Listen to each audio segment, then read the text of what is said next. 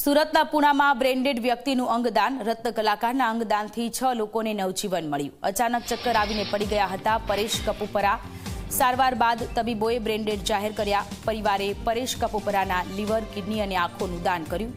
ત્યારે રત્ન કલાકારના અંગદાનથી 6 લોકોને નવજીવન મળ્યું છે. અચાનક ચક્કર આવીને તેઓ પડી ગયા હતા. ત્યારે ડોક્ટરે તેમને બ્રેન્ડેડ જાહેર કર્યા હતા અને પછી પરિવાર દ્વારા ખૂબ જ સરાહનીય નિર્ણય લેવામાં આવ્યો. તેમનું અંગદાન કરવામાં આવ્યું, જેના કારણે 6 જેટલા લોકોને નવજીવન મળ્યું છે. સુરતના પુણામાં બ્રેન્ડેડ વ્યક્તિનું અંગદાન કરવામાં આવ્યું. રત્ન કલાકારના અંગદાનથી 6 લોકોને નવજીવન મળ્યું. પરેશભાઈ કિશનભાઈ કપૂપરા 43 વર્ષીય પુરુષ દર્દી બ્રેન્ડેડ છે. આપ આવો અને પરિવારજનોને આપણે મળીએ. જીવનદીપની ટીમ ત્યાં પહોંચી હતી. પરિવારના ઘણા બધા સભ્યો હાજર હોય.